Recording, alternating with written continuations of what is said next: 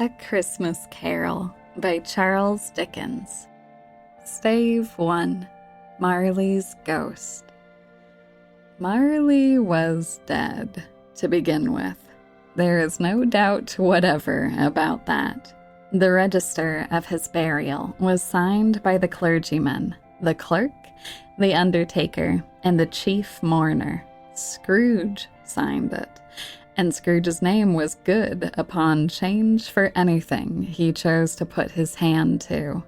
Old Marley was as dead as a doornail.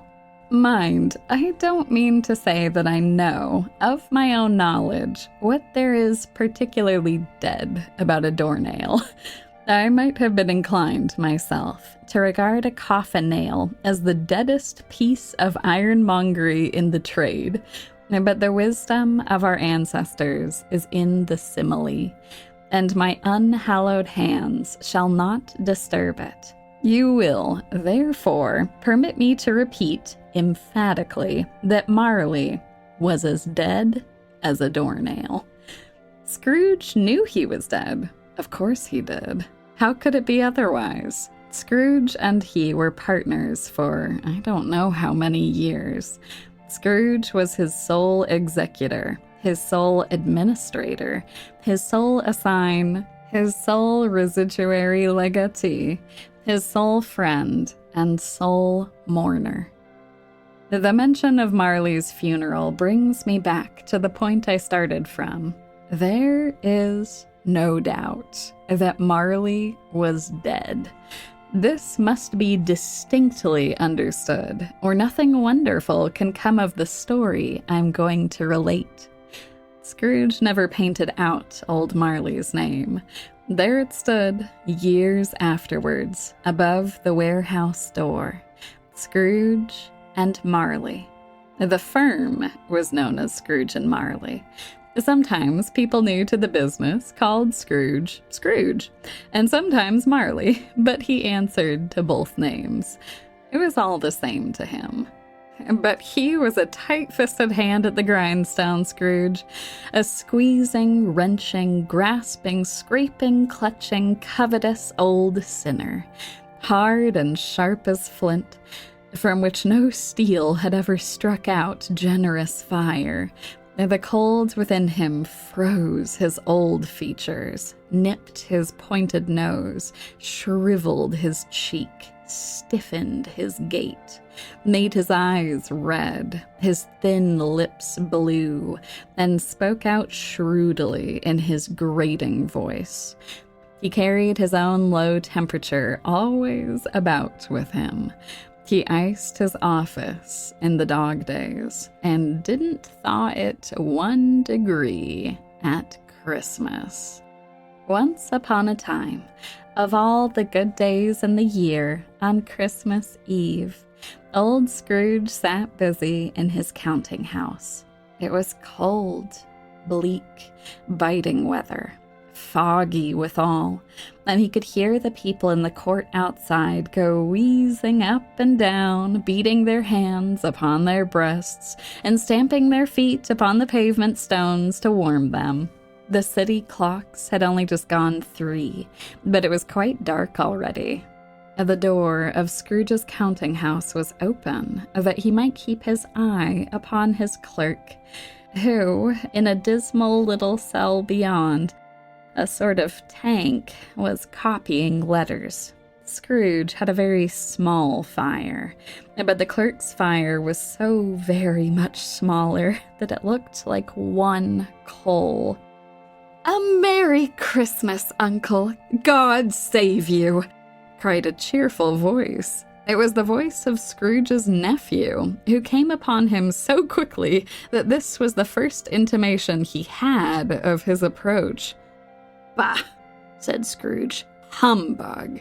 "Christmas a humbug, Uncle!" said Scrooge's nephew.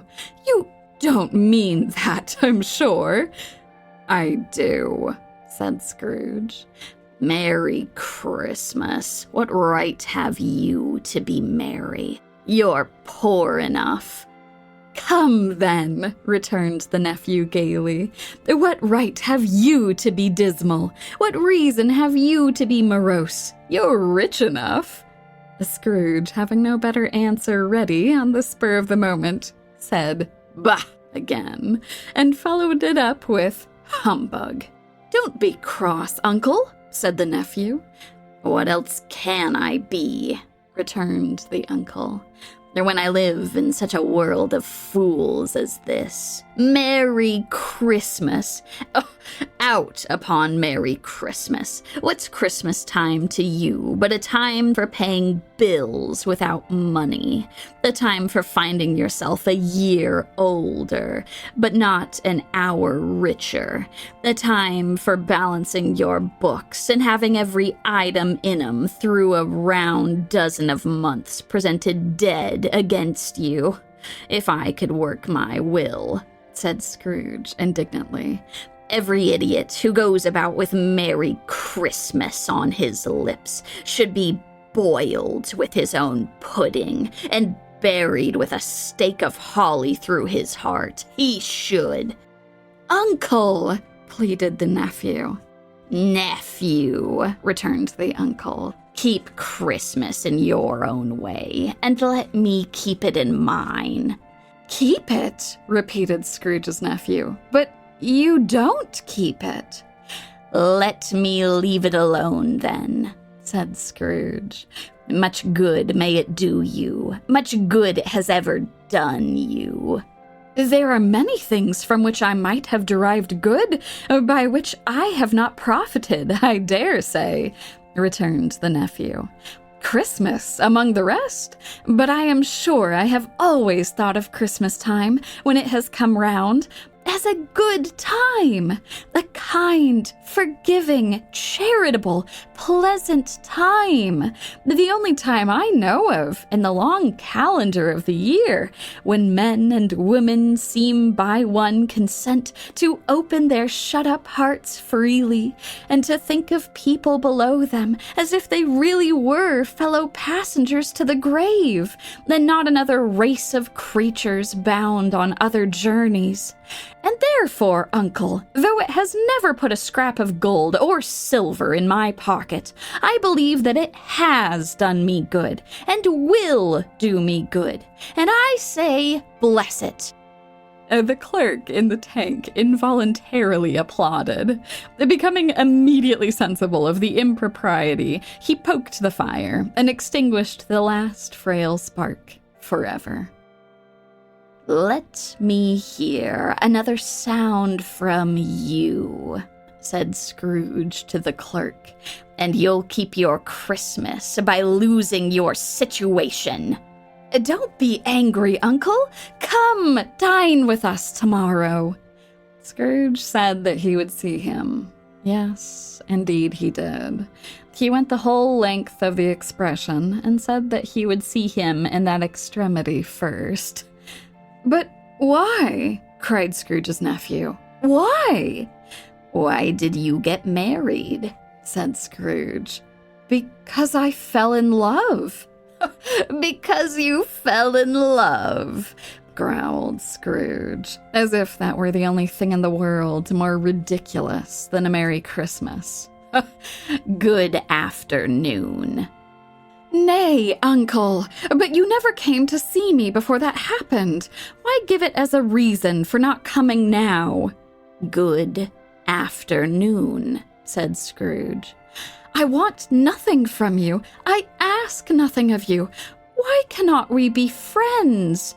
"Good afternoon," said Scrooge. "I am sorry, with all my heart, to find you so resolute. We have never had any quarrel, to which I have been a party, but I have made the trial in homage to Christmas, and I'll keep my Christmas humor to the last. So, a Merry Christmas, uncle." "Good afternoon," said Scrooge. "And a Happy New Year." "Good afternoon," said Scrooge. His nephew left the room without an angry word, notwithstanding. he stopped at the outer door to bestow the greetings of the season on the clerk, who, cold as he was warmer than Scrooge, for he returned them cordially.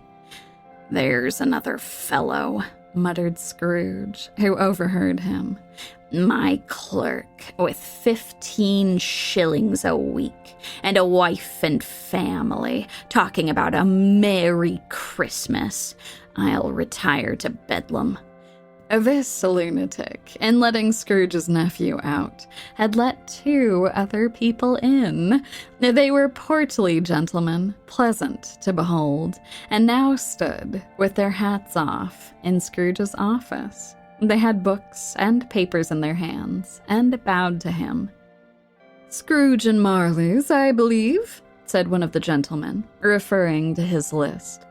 "Have I the pleasure of addressing Mr. Scrooge or Mr. Marley?" "Mr. Marley has been dead these 7 years," Scrooge replied. "He died 7 years ago, this very night." "We have no doubt his liberality is well represented by his surviving partner," said the gentleman, presenting his credentials. At the ominous word liberality, Scrooge frowned and handed the credentials back. "A few of us are endeavoring to raise a fund to buy the poor some meat and drink, and means of warmth. We choose this time because it is a time, of all others, when want is keenly felt, and abundance rejoices. What shall I put you down for?"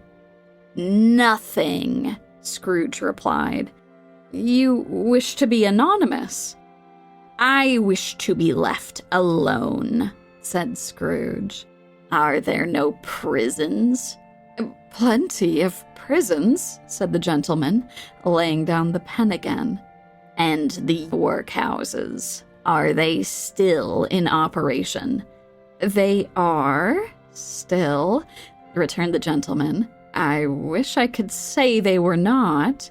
"Oh, I was afraid, from what you said at first, that something had occurred to stop them in their useful course," said Scrooge. "I'm very glad to hear it. Since you ask me what I wish, gentlemen, that is my answer. I don't make merry myself at Christmas, and I can't afford to make idle people merry. I help to support the establishments I have mentioned. They cost enough, and those who are badly off must go there." "Many can't go there, and many would rather die." "If they would rather die," said Scrooge, "they had better do it, and decrease the surplus population. Good afternoon, gentlemen." Seeing clearly that it would be useless to pursue their point, the gentlemen withdrew. Scrooge resumed his labors with an improved opinion of himself and in a more facetious temper than was usual with him. Meanwhile, the fog and darkness thickened so that people ran about with flaring links, proffering their services to go before horses and carriages and conduct them on their way. The ancient tower of a church, whose gruff old bell was always peeping slyly down at Scrooge, became invisible and struck the hours and quarters in the clouds, or with tremulous vibrations afterwards, as if the teeth were chattering in its frozen head up there. The cold became intense. In the main street, at the corner of the court, some laborers were repairing the gas pipes and had lighted a great fire in a brazier, round which a party of ragged men and boys were gathered, warming their hands and winking their eyes before the blaze in rapture. At length, the hour of shutting up the counting-house arrived. With an ill will, Scrooge dismounted from his stool and tacitly admitted the fact to the expectant clerk in the tank, who instantly snuffed his candle out and put on his hat. "You'll want all day tomorrow, I suppose," said Scrooge. "If quite convenient, sir." "It's not," said Scrooge, "and it's not fair. If I was to stop half a crown for it, you'd think yourself ill-used, I'll be bound." The clerk smiled faintly. "And yet," said Scrooge, "you don't think me ill-used when I pay a day's wages for no work." The clerk observed that it was only once a year. "A poor excuse for picking a man's pocket every 25th of December," said Scrooge, buttoning his greatcoat to the chin. "But I suppose you must have the whole day. Be here all the earlier next morning." The clerk promised he would, and Scrooge walked out with a growl. The office was closed in a twinkling. Scrooge took his melancholy dinner in his usual melancholy tavern, and having read all the newspapers and beguiled the rest of the evening with his banker's book, went home to bed. He lived in chambers which had once belonged to his deceased partner. It was old enough now and dreary enough, for nobody lived in it but Scrooge, and the other rooms being all let out as offices. The yard was so dark that even Scrooge, who knew its every stone, was fain to grope with his hands. The fog and frost so hung about the black old gateway of the house that it seemed as if the genius of the weather sat in mournful meditation at the threshold. Now, it is a fact that there was nothing at all particular about the knocker on the door, except that it was very large. It is also a fact that Scrooge had seen it night and morning during his whole residence in that place. Also, that Scrooge had as little of what is called fancy about him as any man in the city of London. Let it also be borne in mind that Scrooge had not bestowed one thought on Marley since his last mention of his 7 years dead partner that afternoon. And then let any man explain to me, if he can, how it happened that Scrooge, having his key in the lock of the door, saw not a knocker, but Marley's face. It was not angry or ferocious, but looked at Scrooge as Marley used to look, with ghostly spectacles turned up on its ghostly forehead. The hair was curiously stirred, as if by breath or hot air, and though the eyes were wide open, they were perfectly motionless. That, and its livid color, made it horrible. As Scrooge looked fixedly at this phenomenon, it was a knocker again. To say that he was not startled, or that his blood was not conscious of a terrible sensation to which it had been a stranger from infancy, would be untrue. But he put his hand upon the key he had relinquished, turned it sturdily, walked in, and lighted his candle. He did pause, with a moment's irresolution, before he shut the door.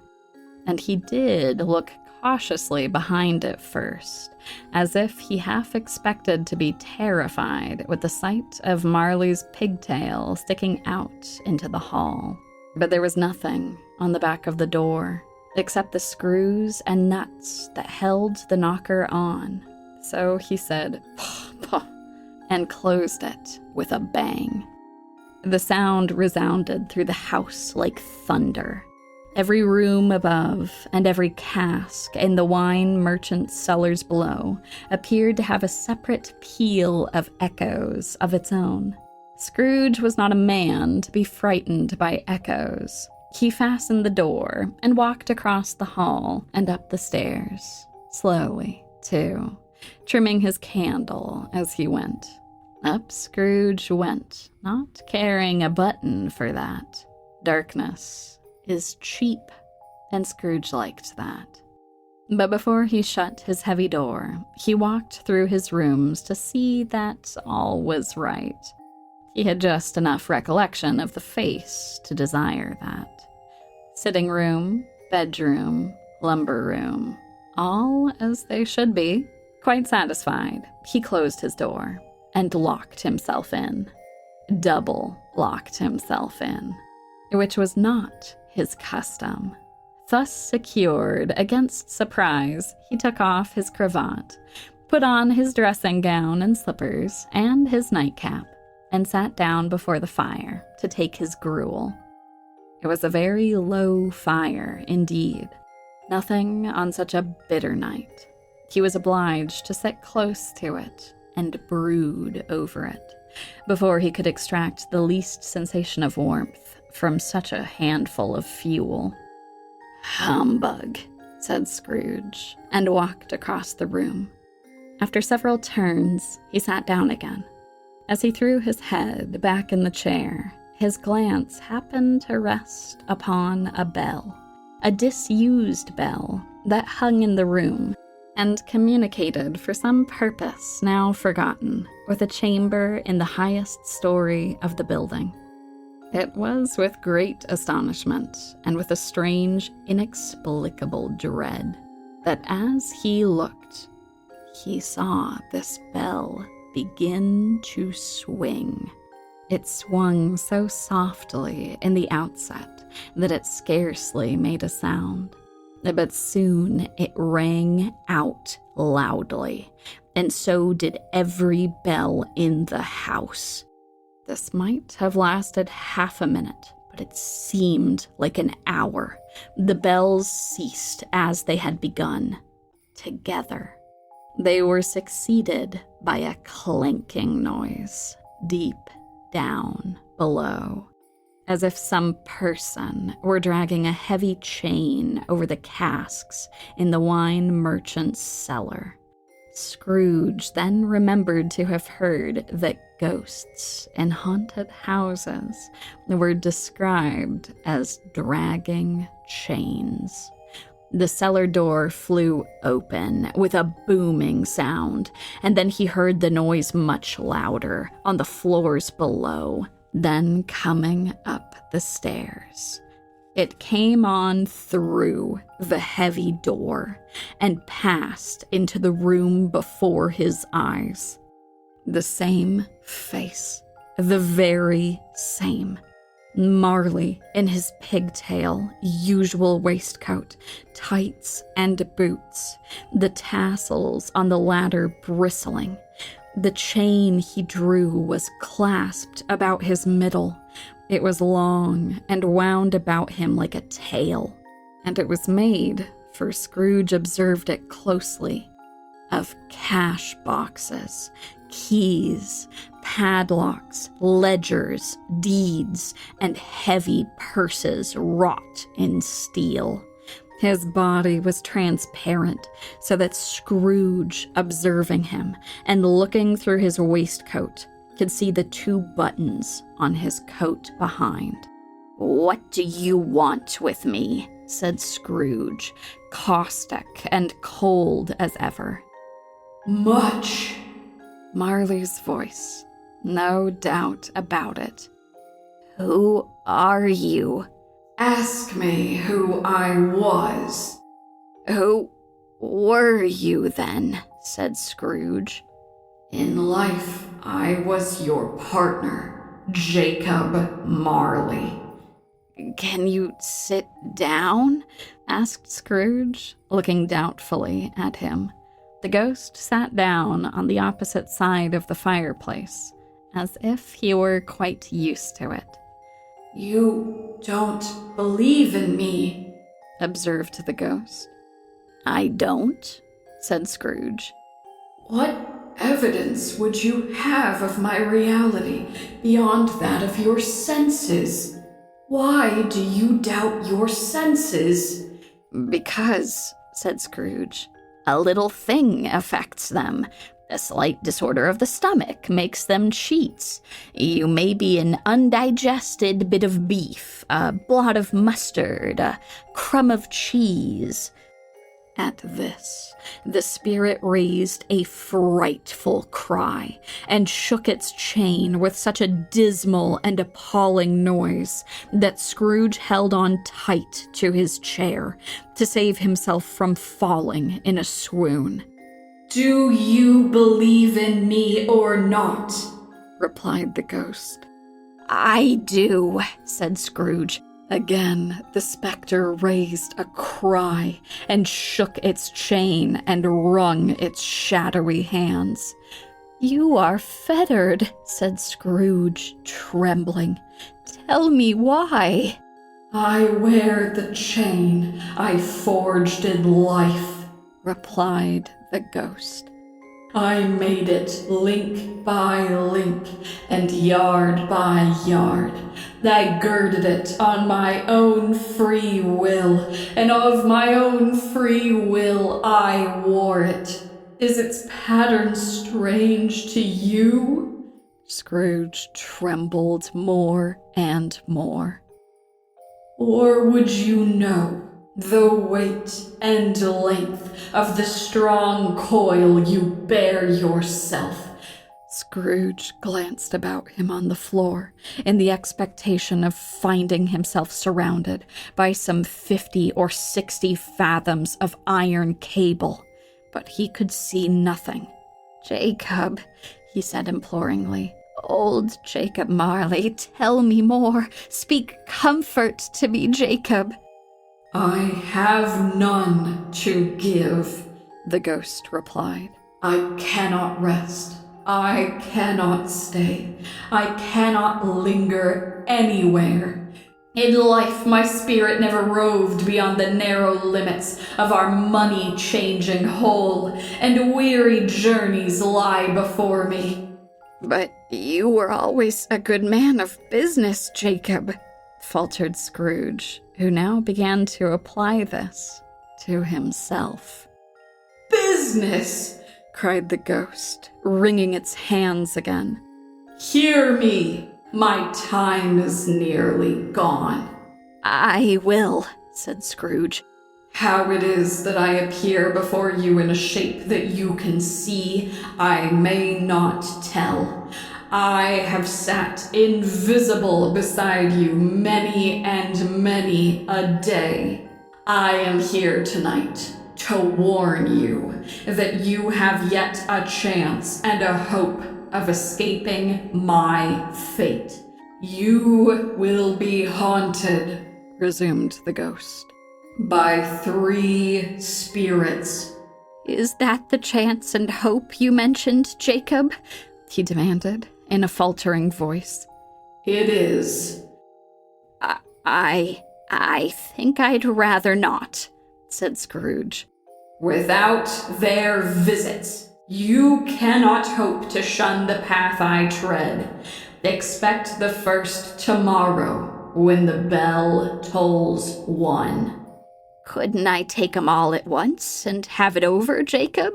Hinted Scrooge. Expect the second on the next night at the same hour. The third upon the next night, when the last stroke of 12 has ceased to vibrate.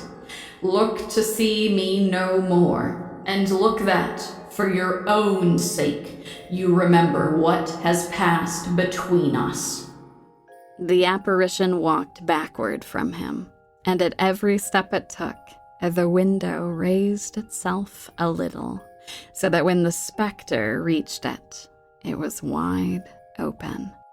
The specter floated out upon the bleak, dark night. Scrooge followed to the window, desperate in his curiosity. He looked out. The air was filled with phantoms, wandering hither and thither. Every one of them wore chains like Marley's ghost. The misery with them all was that they sought to interfere for good in human matters, and had lost that power forever. Whether these creatures faded into the mist, or mist enshrouded them, he could not tell. But they and their spirit voices faded together, and the night became as it had been when he walked home.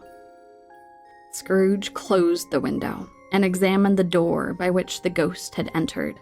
It was double-locked, as he had locked it with his own hands, and the bolts were undisturbed. He tried to say, "Humbug," but stopped at the first syllable, and being, from the emotion he had undergone, went straight to bed without undressing, and fell asleep upon the instant. Stave 2, the first of the three spirits. When Scrooge awoke, it was so dark that looking out of bed, he could scarcely distinguish the transparent window from the opaque walls of his chamber. He was endeavoring to pierce the darkness with his ferret eyes when the chimes of a neighboring church struck the 4 quarters. So he listened for the hour. To his great astonishment, the heavy bell went on from 6 to 7, and from 7 to 8, and regularly up to 12, and then stopped. 12! It was past 2 when he went to bed. The clock was wrong. An icicle must have got into the works. 12! He touched the spring of his repeater to correct this most preposterous clock. Its rapid little pulse beat 12, and then stopped. "Why, it isn't possible," said Scrooge, "that I can have slept through a whole day and far into another night. It isn't possible that anything has happened to the sun, and this is 12 at noon." The idea being an alarming one, he scrambled out of bed and groped his way to the window. All he could make out was that it was still very foggy and extremely cold. Scrooge went to bed again, and thought, and thought, and thought it over and over and over, and could make nothing of it. Marley's ghost bothered him exceedingly. Every time he resolved within himself that it was all a dream, his mind flew back again, like a strong spring released to its first position, and presented the same problem to be worked all through. Was it a dream or not? Scrooge lay in this state until the chime had gone 3 quarters more, when he remembered, on a sudden, that the ghost had warned him of a visitation when the bell tolled 1. He resolved to lie awake until the hour was past, and considering that he could no more go to sleep than go to heaven, this was perhaps the wisest resolution in his power. The hour bell sounded with a deep, dull 1. Light flashed up in the room upon the instant, and the curtains of his bed were drawn by a hand, and Scrooge found himself face to face with the unearthly visitor who drew them. It was a strange figure, like a child, yet not so like a child as like an old man, viewed through some supernatural medium, which gave him the appearance of having receded from view and being diminished to a child's proportions. Its hair, which hung about its neck and down its back, was white as if with age, and yet the face had not a wrinkle on it, and the tenderest bloom was on the skin. It wore a tunic of the purest white, and round its waist was bound a lustrous belt, the sheen of which was beautiful. It held a branch of fresh green holly in its hand, and in singular contradiction of that wintry emblem, had its dress trimmed with summer flowers. But the strangest thing about it was that from the crown of its head there sprung a bright, clear jet of light, by which all of this was visible. "Are you the spirit, sir, whose coming was foretold to me?" asked Scrooge. "I am." The voice was soft and gentle, singularly low, as if instead of being so close to him, it was at a distance. "I am the ghost of Christmas past." "Long "Past?" inquired Scrooge, observant of its dwarfish stature. "No, your past." It put out its strong hand as it spoke, and clasped him gently by the arm. "Rise and walk with me." They passed through the wall and stood upon an open country road with fields on either hand. The city had entirely vanished. Not a vestige of it was to be seen.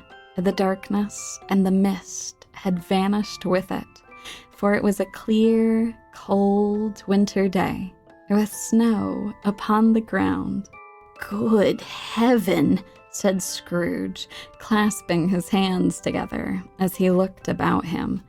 "I was bred in this place. I was a boy here." He was conscious of 1,000 odors floating in the air, each one connected with 1,000 thoughts, and hopes and joys and cares long, long forgotten. "Your lip is trembling," said the ghost. "And what is that upon your cheek?" Scrooge muttered, with an unusual catching in his voice, that it was a pimple, and begged the ghost to lead him where he would. Some shaggy ponies now were seen trotting towards them, with boys upon their backs. All these boys were in great spirits, and shouted to each other until the broad fields were so full of merry music that the crisp air laughed to hear it. Scrooge knew and named every one. Why was he rejoiced beyond all bounds to see them? Why did his cold eye glisten, and his heart leap up as they went past? Why was he filled with gladness when he heard them give each other Merry Christmas? What was Merry Christmas to Scrooge? Out upon Merry Christmas. What good had it ever done him? They left the high road by a well-remembered lane, and soon approached a mansion of dull red brick. It was a large house, but one of broken fortunes, for the spacious offices were little used, their walls were damp and mossy, their windows broken, and their gates decayed. There was an earthly savor in the air, a chilly bareness in the place, which associated itself with too much getting up by candlelight and not too much to eat. They went, the ghost and Scrooge, across the hall to a door at the back of the house. It opened before them and disclosed a long, bare, melancholy room. A lonely boy was reading near a feeble fire, and Scrooge sat down upon a form and wept to see his poor, forgotten self as he had used to be. The spirit touched him on the arm and pointed at his younger self, intent upon his reading. "Let us see another Christmas." Scrooge's former self grew larger at the words, and the room became a little darker and more dirty. The panels shrunk, the windows cracked, fragments of plaster fell out of the ceiling, and the naked logs were shown instead. How all this was brought about, Scrooge knew no more than you do. He only knew that it was quite correct, that everything had happened so, that there he was, all alone again, when all the other boys had gone home for the jolly holidays. Scrooge looked up at the ghost, and with a mournful shaking of his head, glanced anxiously towards the door. It opened, and a little girl, much younger than the boy, came darting in, and, putting her arms around his neck, addressed him as her dear, dear brother. "I have come to bring you home, dear brother," said the child, clapping her tiny hands and bending down to laugh. "Home, for good and all, home, forever and ever. Father is so much kinder than he used to be. That home's like heaven. He spoke so gently to me one dear night when I was going to bed that I was not afraid to ask him once more if you might come home. And he said, 'Yes, you should,' and sent me in a coach to bring you." "You are quite a woman, little fawn," exclaimed the boy. She clapped her hands and laughed, and tried to touch his head, but being too little, laughed again, and stood on tiptoe to embrace him. Then she began to drag him, in her childish eagerness, towards the door, and he, nothing loath to go, accompanied her. "She had a large heart," said the ghost. "So she had," cried Scrooge. "You're right. I will not gainsay it, spirit. God forbid." "She died a woman," said the ghost, "and had, as I think, children." "One child," Scrooge returned. "True," said the ghost. "Your nephew." Scrooge seemed uneasy in his mind, and answered briefly, "Yes." They were now in the busy thoroughfares of a city. It was made plain enough by the dressing of the shops that here, too, it was Christmas time again. But it was evening, and the streets were lighted up. The ghost stopped at a certain warehouse door and asked Scrooge if he knew it. "Know it?" said Scrooge. "Was I apprenticed here?" They went in, at sight of an old gentleman in a Welsh wig, sitting behind such a high desk that if he had been 2 inches taller, he must have knocked his head against the ceiling. Scrooge cried in great excitement, "Why, it's old Fezziwig! Bless his heart, it's Fezziwig alive again!" Old Fezziwig laid down his pen and looked up at the clock, which pointed to the hour of 7.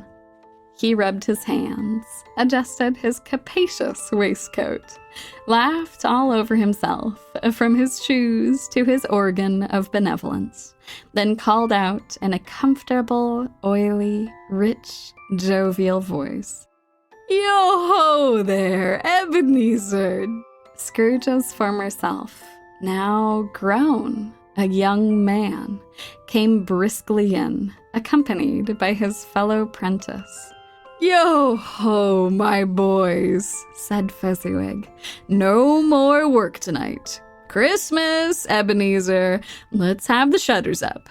You wouldn't believe how those 2 fellows went at it. They charged into the street with the shutters, panting like racehorses. "Hilly-ho!"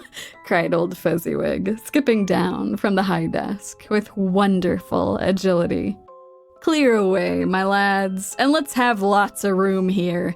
There was nothing they wouldn't have cleared away, or couldn't have cleared away, with old Fezziwig looking on. It was done in a minute. Every movable was packed off, as if it were dismissed from public life forevermore. The floor was swept and watered. The lamps were trimmed, fuel was heaped upon the fire, and the warehouse was as snug and warm and dry and bright as a ballroom as you would desire to see upon a winter's night. In came a fiddler with a music book and made an orchestra of it. In came Mrs. Fezziwig, one vast, substantial smile. In came the 3 Miss Fezziwigs, beaming and lovable. In came the 6 young followers whose hearts they broke. In came all the young men and women employed in the business. In they all came, anyhow and everyhow. 20 couple at once, hands half round and back again the other way. Then old Fezziwig stood out to dance with Mrs. Fezziwig. Top couple, too.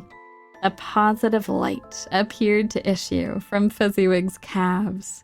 They shone in every part of the dance like moons. And when old Fezziwig and Mrs. Fezziwig had gone all through the dance, Fezziwig cut so deftly that he appeared to wink with his legs and came upon his feet again without a stagger. As to her, she was worthy to be his partner in every sense of the term. If that's not high praise, tell me higher, and I'll use it. And when the clock struck 11, this domestic ball broke up. Mr. and Mrs. Fezziwig took their stations, one on either side of the door, shaking hands with each person individually as he or she went out. They wished him or her a Merry Christmas. When everybody had retired but the 2 apprentices, they did the same to them, and thus the cheerful voices died away. During the whole of this time, Scrooge had acted like a man out of his wits. His heart and soul were in the scene, and with his former self, he corroborated everything, remembered everything, enjoyed everything, and underwent the strangest agitation. It was not until now that he remembered the ghost, and became conscious that it was looking full upon him, while the light upon its head burnt very clear. "A small matter," said the ghost, "to make these silly folks so full of gratitude." "Small," echoed Scrooge. "My time grows short," observed the ghost. "Quick." Scrooge saw himself. He was older now, a man in the prime of life. His face had not the harsh and rigid lines of later years, but it had begun to wear the signs of care and avarice. There was an eager, greedy, restless motion in the eye, which showed the passion that had taken root. He was not alone, but sat by the side of a fair young girl in a mourning dress, in whose eyes there were tears, which sparkled in the light that shone out of the ghost of Christmas past. "It matters little," she said softly, "to you, very little. Another idol has displaced me, and if it can cheer and comfort you in time to come, as I would have tried to do, I have no just cause to grieve." "What idol has displaced you?" he rejoined. "A golden one. This is the even-handed dealing of the world," he said. There is nothing on which it is so hard as poverty, and there is nothing it professes to condemn with such severity as the pursuit of wealth.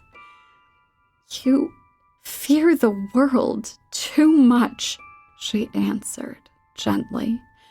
All your other hopes have merged into the hope of being beyond the chance of its sordid reproach. I have seen your nobler aspirations fall off, one by one, until the master passion, gain, engrosses you. Have I not? What then? He retorted.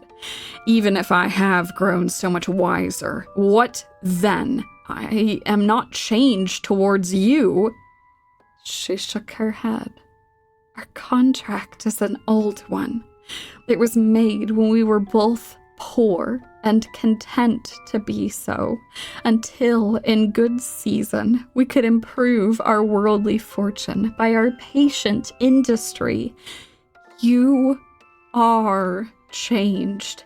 When it was made, you were another man. I was a boy, he said impatiently. Your own feeling tells you that you were not what you are, she returned. We were one in heart, is fraught with misery now that we are two. How often and how keenly I have thought of this, I will not say. It is enough that I have thought of it. Tell me, would you seek me out and try to win me now? Can even I believe that you would choose a dowerless girl? You who, in your very confidence with her, weigh everything by gain. Do I not know that your repentance and regret would surely follow? I do, and I release you, with a full heart, for the love of him you once were. He was about to speak, but with her head turned from him, she resumed. You may. The memory of what is past half makes me hope you will have pain in this. A very, very brief time, and you will dismiss the recollection of it gladly as an unprofitable dream from which it happened well that you awoke. May you be happy in the life you have chosen. She left him, and they parted. Spirit, said Scrooge, show me no more. Conduct me home. Why do you delight to torture me? These were shadows of things that have been, said the ghost. That they are what they are. Do not blame me. Remove me, Scrooge exclaimed. I cannot bear it. He turned upon the ghost, and seeing that it looked upon him with a face, in which, in some strange way, there were fragments of all the faces it had shown him, wrestled with it. Leave me, take me back, haunt me no longer. In the struggle, if that can be called a struggle, in which the ghost, with no visible resistance on its own part, was undisturbed by any effort of its adversary, Scrooge observed that its light was burning high and bright, and dimly connecting that with its influence over him, he seized the extinguisher cap, and by a sudden action, pressed it down upon its head. The spirit dropped beneath it, so that the extinguisher covered its whole form, but though Scrooge pressed it down with all his force, he could not hide the light, which streamed from under it in an unbroken flood upon the ground. Scrooge was conscious of being exhausted and overcome by an irresistible drowsiness, and further of suddenly being in his own bedroom. he gave the cap a parting squeeze, in which his hand relaxed, and had barely time to reel to bed before he sank into a heavy sleep. Stave 3, the second of the 3 spirits. Awaking in the middle of a prodigiously tough snore and sitting up in bed to get his thoughts together, Scrooge had no occasion to be told that the bell was again upon the stroke of 1. He felt that he was restored to consciousness in the right nick of time for the especial purpose of holding a conference with the second messenger, dispatched to him through Jacob Marley's intervention. But when the bell struck 1, and no shape appeared, he was taken with a violent fit of trembling. 5 minutes. 10 minutes, a quarter of an hour went by, yet nothing came. All this time he lay upon his bed, at the very core and center of a blaze of ruddy light, which streamed upon it when the clock proclaimed the hour, and which, being only light, was more alarming than a dozen ghosts, as he was powerless to make out what it meant. At last, however, he began to think, as you or I would have thought at first, for it is always the person not in the predicament who knows what ought to have been done in it, and would unquestionably have done it too. At last, I say, he began to think that the source and secret of this ghostly light might be in the adjoining room, from whence, on further tracing it, it seemed to shine. This idea taking full possession of his mind, he got up softly and shuffled in his slippers to the door. At the moment Scrooge's hand was on the lock, a strange voice called him by his name and bade him enter. He obeyed.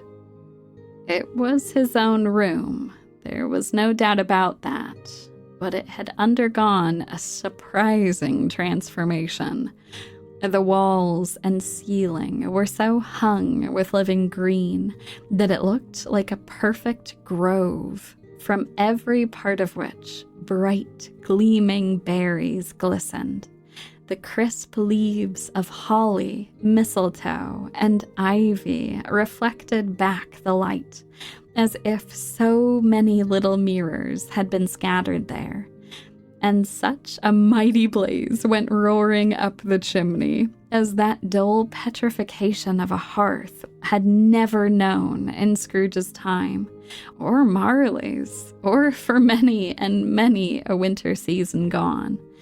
Heaped on the floor to form a kind of throne were turkeys, geese, game, poultry, brawn, great joints of meat, mince pies, plum puddings, barrels of oysters, red-hot chestnuts, cherry-cheeked apples, juicy oranges, luscious pears, and seething bowls of punch that made the chamber dim with their delicious steam. In easy state upon this couch, there sat a jolly giant, glorious to see, who bore a glowing torch, in shape not unlike Plenty's horn, and held it up, high up, to shed its light on Scrooge as he came peeping round the door. "Come in!" exclaimed the ghost. "Come in, and know me better, man." Scrooge entered timidly and hung his head before the spirit. He was not the dogged Scrooge he had been, and though the spirit's eyes were clear and kind, he did not like to meet them. "I am the ghost of Christmas present," said the spirit. "Look upon me." Scrooge reverently did so. It was clothed in one simple deep green robe or mantle, bordered with white fur. This garment hung so loosely on the figure that its capacious breast was bare, as if disdaining to be warded or concealed by any artifice. Its feet, observable beneath the ample folds of the garment, were also bare, and on its head it wore no other covering than a holly wreath, set here and there with shining icicles. Its dark brown curls were long and free as its genial face, its sparkling eye, its open hand, its cheery voice, its unconstrained demeanor, and its joyful air. Girded round its middle was an antique scabbard, but no sword was in it, and the ancient sheath was eaten up with rust. "Spirit," said Scrooge submissively, "conduct me where you will. I went forth last night on compulsion, and I learnt a lesson, which is working now. Tonight, if you have aught to teach me, let me profit by it." Holly, mistletoe, red berries, ivy, turkeys, geese, game, poultry, brawn, meat, pigs, sausages, oysters, pies, puddings, fruit, and punch all vanished instantly. So did the room, the fire, and the ruddy glow, the hour of night, and they stood in the city streets on Christmas morning, where, for the weather was severe, the people made a rough but brisk and not unpleasant kind of music, in scraping the snow from the pavement in front of their dwellings and from the tops of their houses. The sky was gloomy, and the shortest streets were choked up with a dingy mist, half thawed, half frozen. There was nothing very cheerful in the climate or the town, and yet was there an air of cheerfulness abroad that the clearest summer air and brightest summer sun might have endeavored to diffuse in vain. For the people who were shoveling away on the housetops were jovial and full of glee, calling out to one another from the parapets, and now and then exchanging a facetious snowball, laughing heartily if it went right, and not less heartily if it went wrong. The poulterers' shops were still half open, and the fruiterers were radiant in their glory. The sight of these poor revelers appeared to interest the spirit very much, for he stood with Scrooge beside him in a baker's doorway, and taking off the covers as their bearers passed, sprinkled incense on their dinners from his torch. It was a very uncommon kind of torch, for once or twice, when there were angry words between some dinner carriers who had jostled each other, the spirit shed a few drops of water on them from it, and their good humor was restored directly. For they said it was a shame to quarrel upon Christmas Day. In time the bells ceased, and the bakers were shut up, and yet there was a genial shadowing forth of all these dinners and the progress of their cooking, and they went on, invisible, as they had been before, into the suburbs of the town. It was a remarkable quality of the ghost, which Scrooge had observed at the baker's, that notwithstanding his gigantic size, he could accommodate himself to any place with ease, and that he stood beneath a low roof quite as gracefully.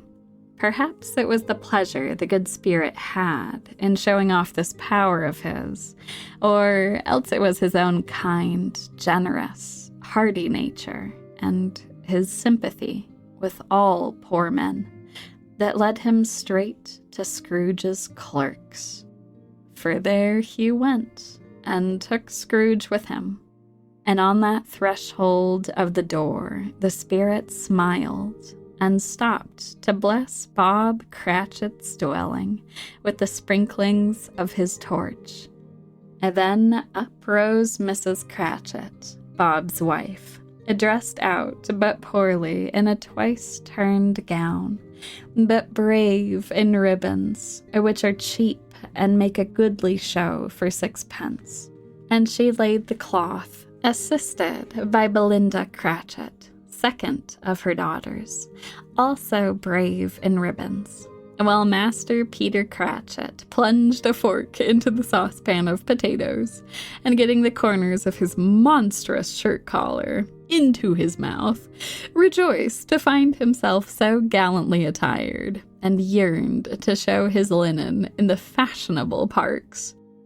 And now 2 smaller Cratchits, boy and girl, came tearing in, screaming that outside the baker's they had smelt the goose and known it for their own, and basking in luxurious thoughts of sage and onion, these young Cratchits danced about the table.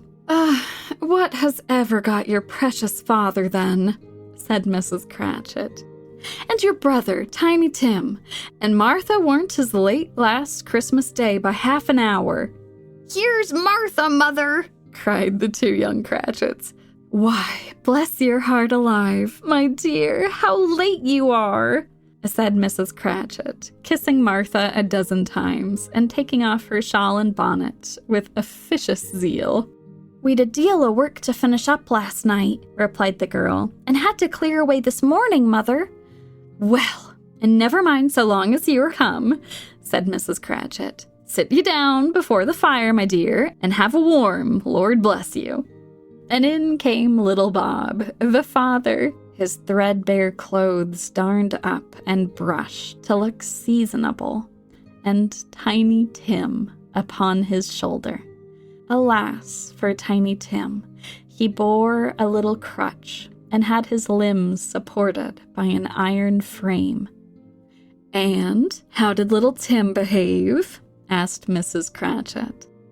"As good as gold," said Bob, "and better. Somehow he gets thoughtful, sitting by himself so much, and thinks the strangest things you've ever heard. He told me, coming home, that he hoped the people saw him in the church because he was a cripple, and it might be pleasant to them to remember upon Christmas Day, who made lame beggars walk, and blind men see." Bob's voice was tremulous when he told them this, and trembled more when he said that Tiny Tim was growing strong and hardy. His active little crutch was heard upon the floor, and back came Tiny Tim before another word was spoken, escorted by his brother and sister to his stool before the fire. And while Bob, turning up his cuffs, as if, poor fellow, they were capable of being made more shabby, compounded some hot mixture in a jug with gin and lemons, and stirred it round and round, and put it on the hob to simmer, Master Peter and the 2 ubiquitous young Cratchits went to fetch the goose, with which they soon returned in high procession.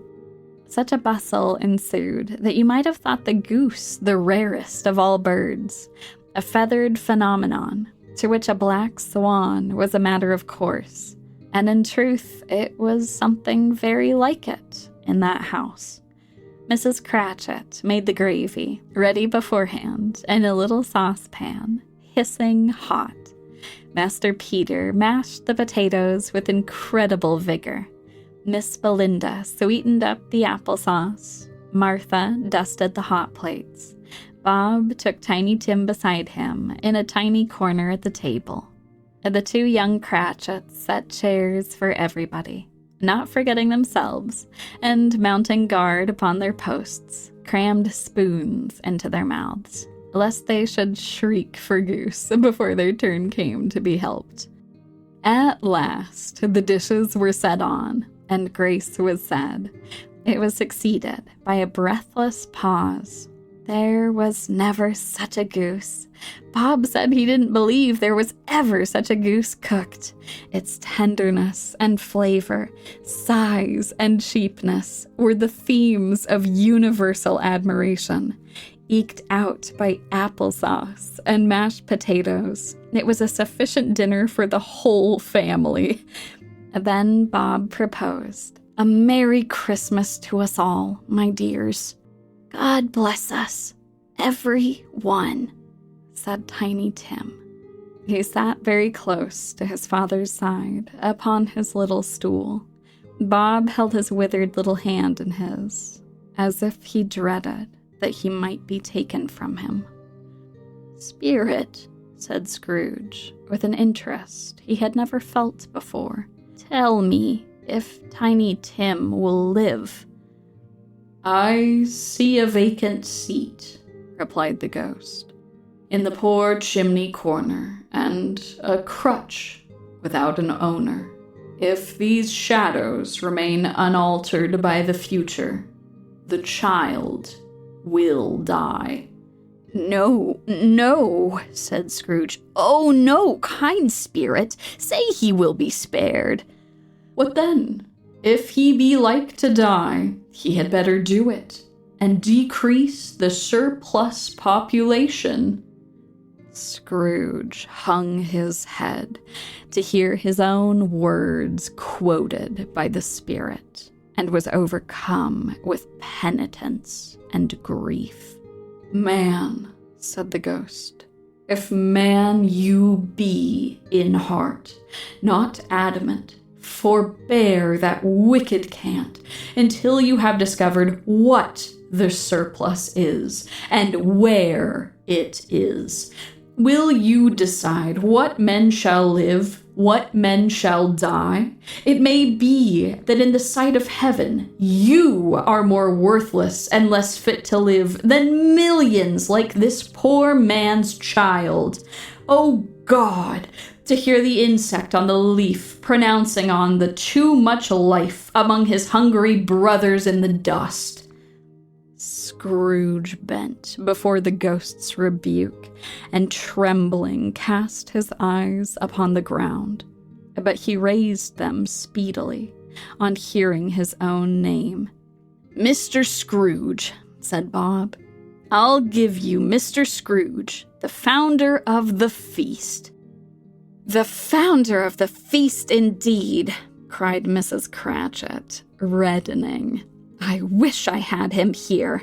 I'd give him a piece of my mind to feast upon, and I hope he'd have a good appetite for it." "My dear," said Bob, "the children, Christmas Day."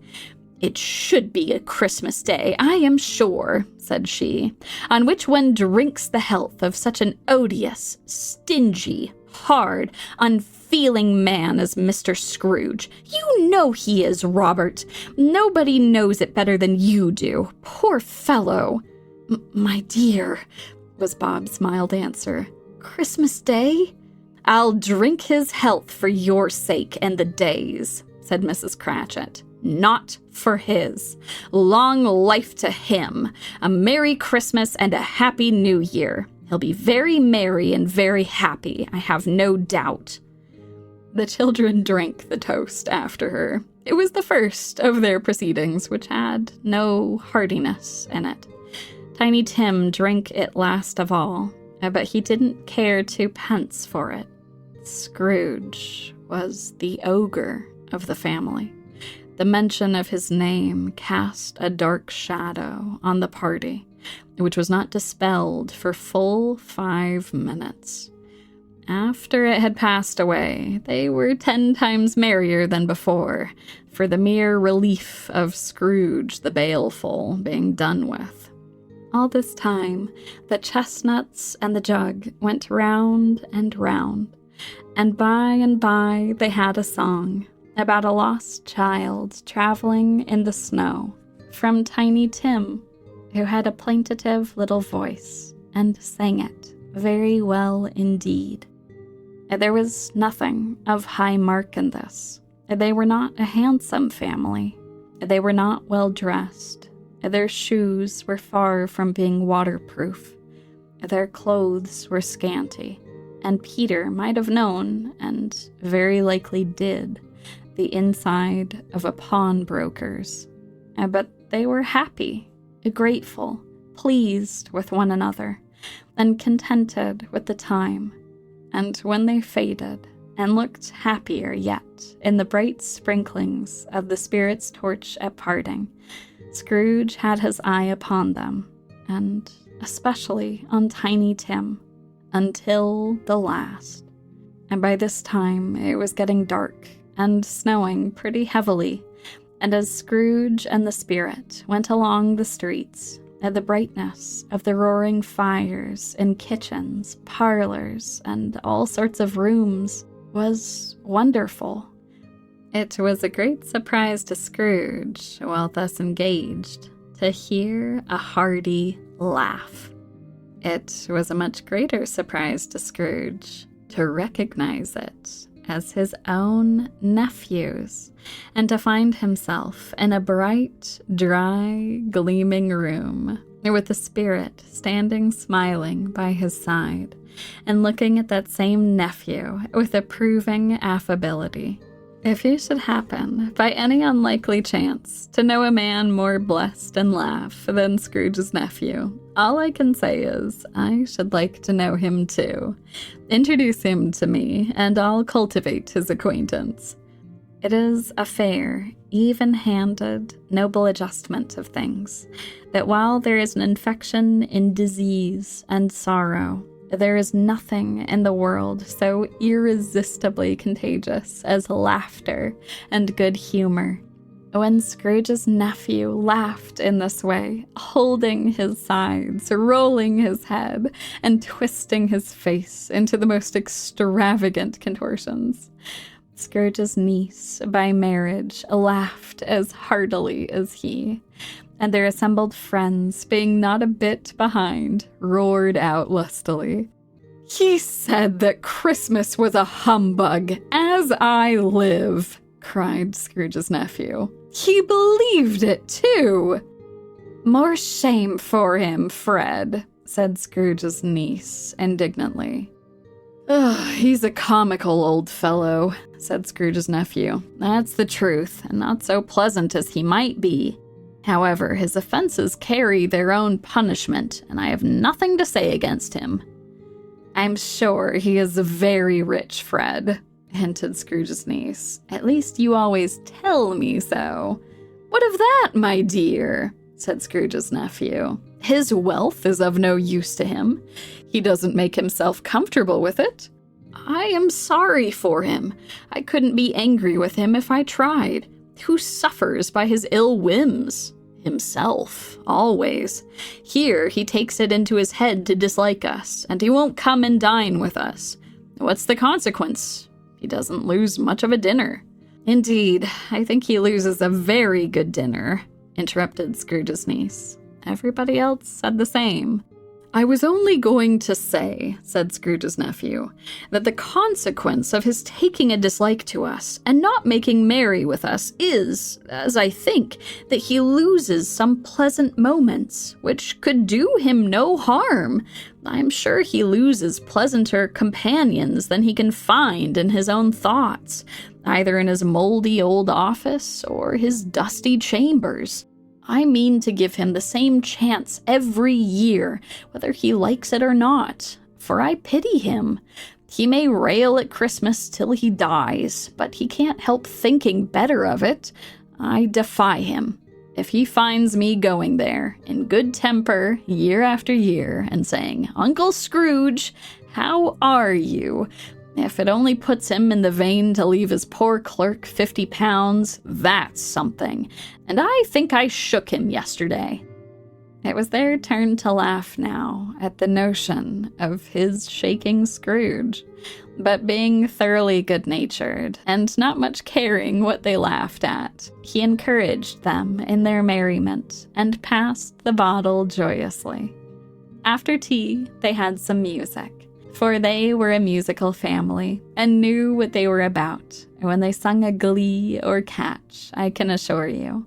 Scrooge's niece played well upon the harp, and played among other tunes a simple little air, which had been familiar to the child who fetched Scrooge from the boarding school, as he had been reminded by the ghost of Christmas past. When this strain of music sounded, all the things that the ghost had shown him came upon his mind.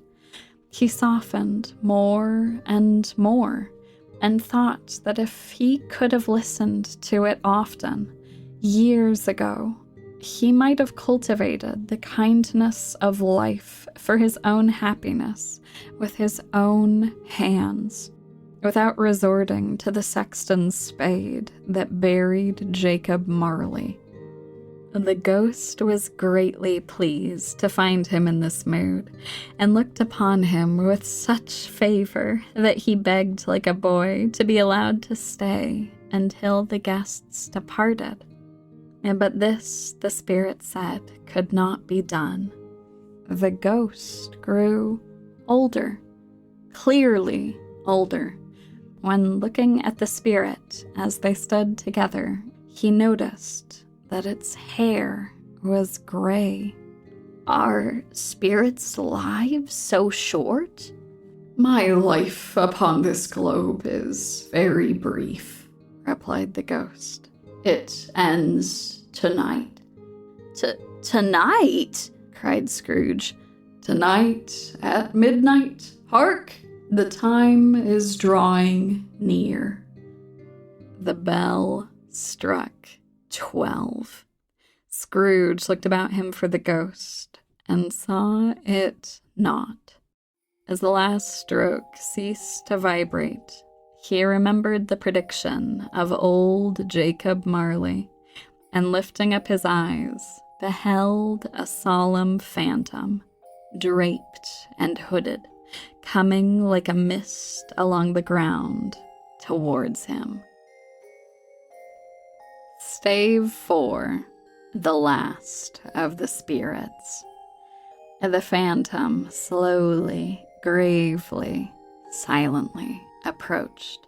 When it came near him, Scrooge bent down upon his knee, for in the very air through which the spirit moved, it seemed to scatter gloom and mystery.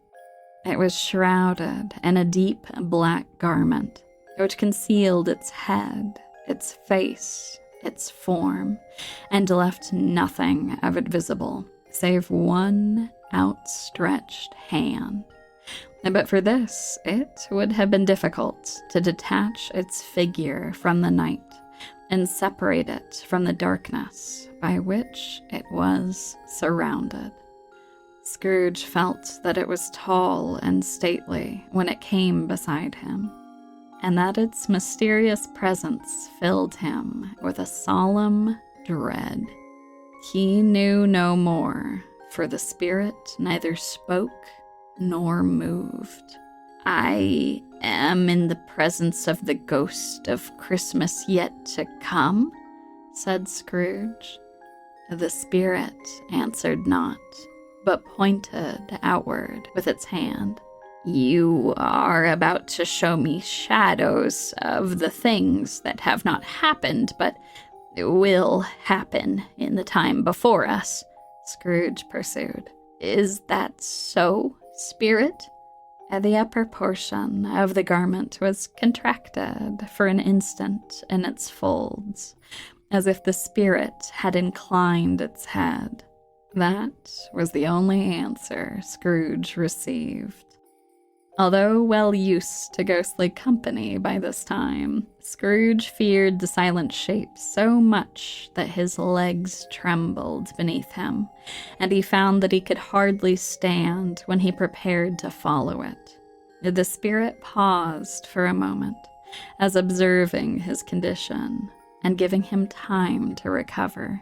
It thrilled him with a vague, uncertain horror to know that behind the dusky shroud there were ghostly eyes intently fixed upon him, while he, though he stretched his own to the utmost, could see nothing but a spectral hand and one great heap of black.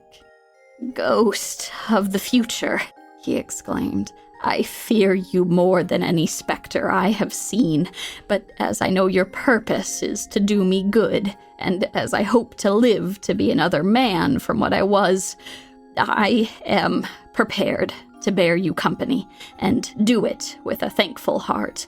Will you not speak to me?" It gave him no reply. The hand was pointed straight before them. "Lead on," said Scrooge. "Lead on. The night is waning fast, and it is precious time to me, I know. Lead on, spirit." The phantom moved away as it had come towards him. Scrooge followed in the shadow of its dress, which bore him up, he thought, and carried him along. They scarcely seemed to enter the city, for the city rather seemed to spring up about them and encompass them of its own act. The spirit stopped beside one little knot of businessmen, observing that the hand was pointed to them. Scrooge advanced to listen to their talk. "No," said a great fat man with a monstrous chin. "I don't know much about it either way. I only know he's dead." "When did he die?" inquired another. "Last night, I believe." "I thought he'd never die." "What has he done with his money?" asked a red-faced gentleman. "I haven't heard," said the man with the large chin, yawning again. "Left it to his company, perhaps. He hasn't left it to me, that's all I know." This pleasantry was received with a general laugh. "It's likely to be a very cheap funeral," said the same speaker, "for upon my life, I don't know of anybody to go to it." Not another word. That was their meeting, their conversation, and their parting. Speakers and listeners strolled away and mixed with other groups. Scrooge was at first inclined to be surprised that the spirit should attach importance to conversations apparently so trivial, but feeling assured that they must have some hidden purpose, he set himself to consider what it was likely to be. They could scarcely be supposed to have any bearing on the death of Jacob, his old partner, for that was past, and this ghost's province was the future. Nor could he think of anyone immediately connected with himself, to whom he could apply them. He resolved to treasure up every word he had heard and everything he saw, especially to observe the shadow of himself when it appeared, for he had an expectation that the conduct of his future self would give him the clue he missed, and would render the solution to these riddles easy. He looked about in that very place for his own image, but another man stood in his accustomed corner, and though the clock pointed to his usual time of day for being there, he saw no likeness of himself among the multitudes that poured in through the porch. It gave him little surprise, however, for he had been revolving in his mind a change of life, and thought and hoped he saw his newborn resolutions carried out in this. The ghost conducted him through several streets familiar to his feet, and as they went along, Scrooge looked here and there to find himself, but nowhere was to be seen. They entered poor Bob Cratchit's house, the dwelling he had visited before, and found the mother and the children seated round the fire. Quiet, very quiet. The noisy little Cratchits were as still as statues in one corner, and sat looking up at Peter, who had a book before him. The mother and her daughters were engaged in sewing, but surely they were very quiet. The mother laid her work upon the table and put her hand up to her face. "They're better now again," said Cratchit's wife, "and I wouldn't show weak eyes to your father when he comes home, for the world. It must be near his time." "Past it, rather," Peter answered, shutting up his book. "But I think he's walked a little slower than he used to these few last evenings, Mother." They were very quiet again. At last, she said, and in a steady, cheerful voice that only faltered once, "I have known him walk with Tiny Tim upon his shoulder. Very fast indeed. But he was very light to carry, and his father loved him so that it was no trouble. Oh, there is your father at the door." She hurried out to meet him, and little Bob, in his comforter, he had need of it, poor fellow, came in. His tea was ready for him on the hob.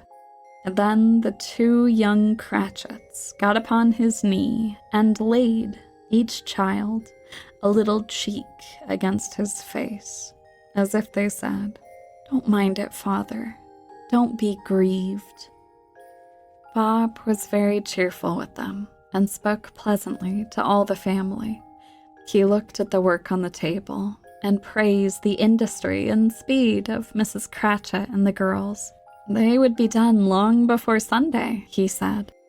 "Sunday? You went today then, Robert?" said his wife. "Yes, my dear," returned Bob. "I promised him that I would walk there on a Sunday." "My little child." He broke down all at once. He couldn't help it. Bob told them of the extraordinary kindness of Mr. Scrooge's nephew, whom he had scarcely seen but once, and who, meeting him in the street that day, and seeing that he looked a little down, inquired what had happened to distress him. "I am heartily sorry for it, Mr. Cratchit," he said, "and heartily sorry for your good wife. If I can be of service to you in any way," he said, giving me his card, "that's where I live. Pray come to me." Now, it wasn't for the sake of anything he might be able to do for us, so much as for his kind way. It really seemed as if he had known our Tiny Tim, and felt with us.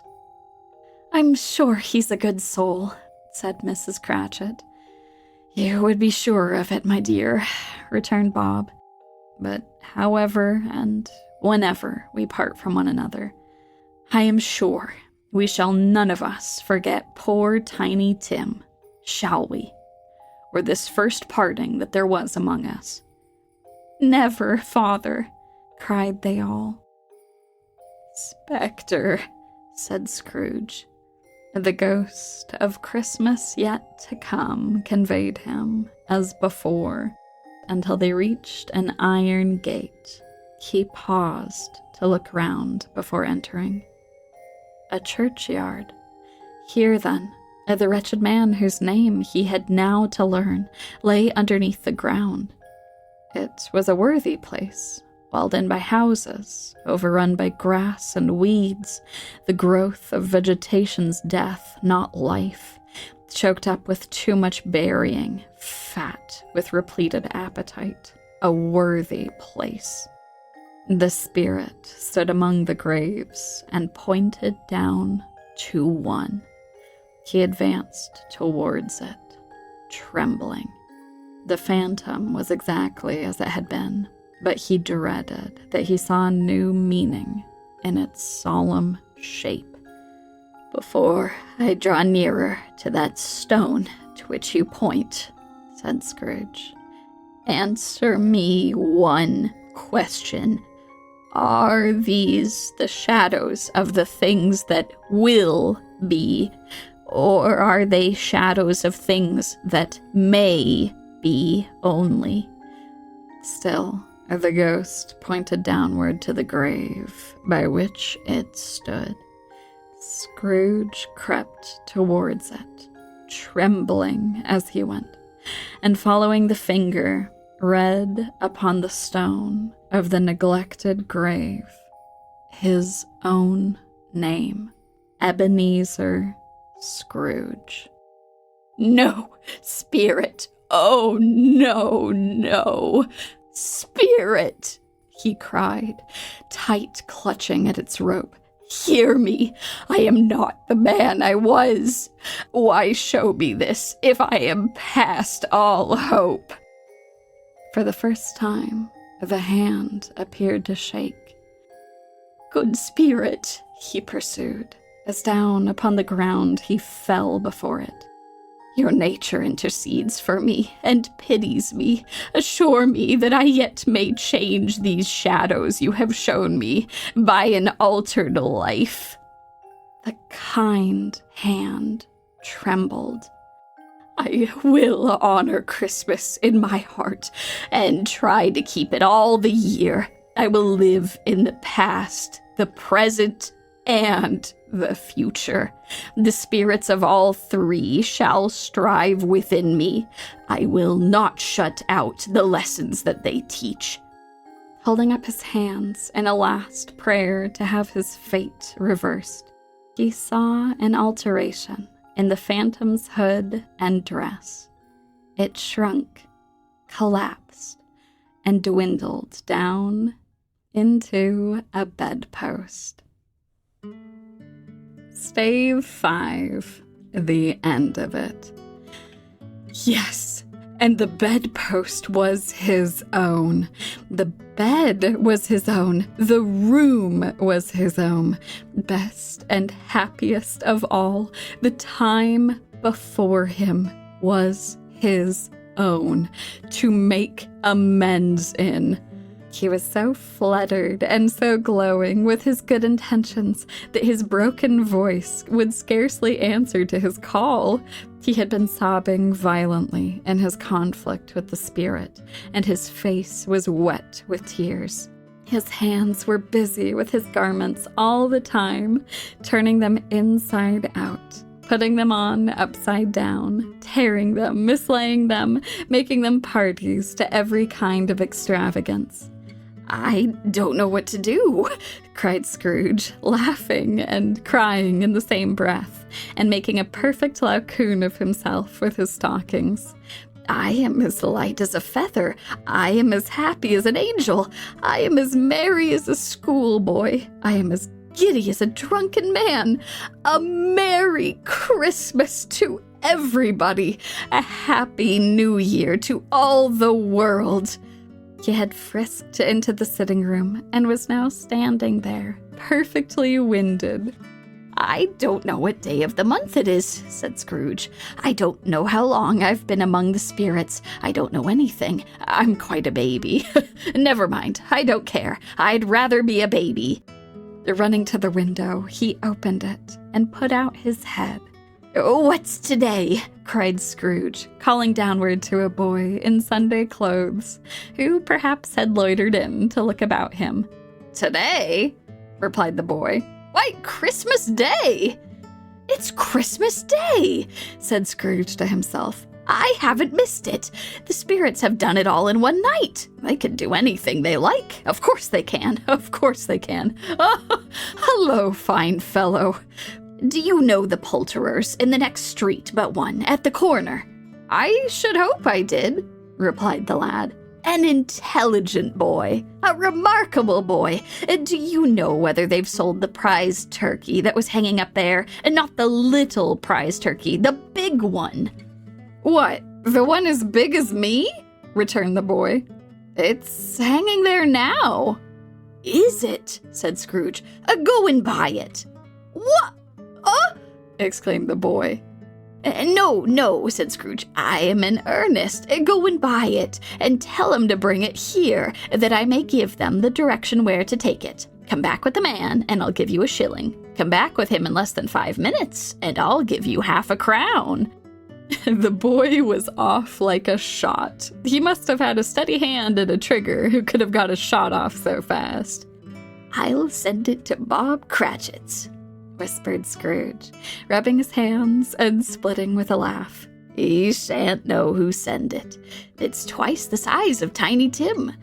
The hand in which he wrote the address was not a steady one, but write it he did somehow, and went downstairs to open the street door, ready for the coming of the poulterer's man. When the turkey caught his eye, it was a turkey. He never could have stood upon his legs, that bird. He would have snapped them short off in a minute, like sticks of sealing wax. "Why, it's impossible to carry that to Camden Town," said Scrooge. "You must have a cab." The chuckle with which he said this, and the chuckle with which he paid for the turkey, and the chuckle with which he paid for the cab, and the chuckle with which he recompensed the boy, were only to be exceeded by the chuckle with which he sat down, breathless, in his chair again, and chuckled till he cried. Shaving was not an easy task, for his hand continued to shake very much, and shaving requires attention, even when you don't dance while you're at it. But if he had cut the end of his nose off, he would have put a piece of sticking plaster over it and still been quite satisfied. He dressed himself all in his best, and at last got out into the streets. The people were by this time pouring forth, as he had seen them with the ghost of Christmas present, and walking with his hands behind him, Scrooge regarded every one with a delighted smile. He looked so irresistibly pleasant, in a word, that 3 or 4 good-humored fellows said, "Good morning, sir. A Merry Christmas to you." And Scrooge said often afterwards that of all the blithe sounds he had ever heard, those were the blithest in his ears. He had not gone far when, coming on towards him, he beheld the portly gentleman who had walked into his counting-house the day before. It sent a pang across his heart to think how this old gentleman would look upon him when they met, but he knew what path lay straight before him, and he took it. "My dear sir," said Scrooge, quickening his pace, and taking the old gentleman by both his hands. "How do you do? I hope you succeeded yesterday. It was very kind of you. A Merry Christmas to you, sir." Mr. Scrooge?" "Yes," said Scrooge, "that is my name, and I fear it may not be pleasant to you. Allow me to ask your pardon, and will you have the goodness—" Here Scrooge whispered in his ear. "Lord bless me!" cried the gentleman, as if his breath were taken away. "My dear Mr. Scrooge, are you serious?" "If you please," said Scrooge, "not a farthing less. A great many back payments are included in it, I assure you. Will you do me that favor?" "My dear sir," said the other, shaking hands with him, "I don't know what to say to such "Don't say anything, please," retorted Scrooge. "Come and see me. Will you come and see me?" "I will," cried the old gentleman, and it was clear he meant to do it. "Thank ye," said Scrooge. "I am much obliged to you. I thank you 50 times. Bless you." In the afternoon, he turned his steps towards his nephew's house. He passed the door a dozen times before he had the courage to go and knock. But he made a dash and did it. "Is the master at home, my dear?" said Scrooge to the girl. Yes, sir. He's up in the dining room, sir, along with mistress. I'll show you upstairs, if you please." "Thank ye. He knows me," said Scrooge, with his hand already on the dining room lock.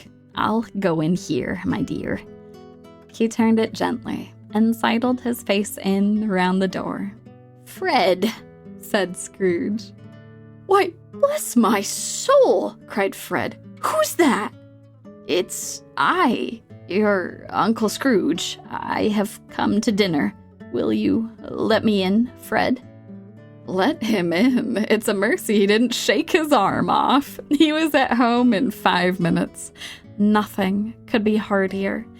His niece looked just the same. A wonderful party, wonderful games, wonderful happiness." But he was early at the office next morning. Oh, he was early there. If he could only be there first and catch Bob Cratchit coming late, that was the thing he had set his heart upon. And he did it. Yes, he did. The clock struck 9. No Bob. 1/4 past. No Bob. He was full 18 minutes and a half behind his time. Scrooge sat with his door wide open, that he might see him come into the tank. Bob's hat was off before he opened the door, his comforter too. He was on his stool in a jiffy. "Hello," growled Scrooge, in his accustomed voice, as near as he could feign it. What do you mean by coming here at this time of day? I am very sorry, sir, said Bob. I am behind my time. You are, repeated Scrooge. Yes, I think you are. Step this way, sir, if you please.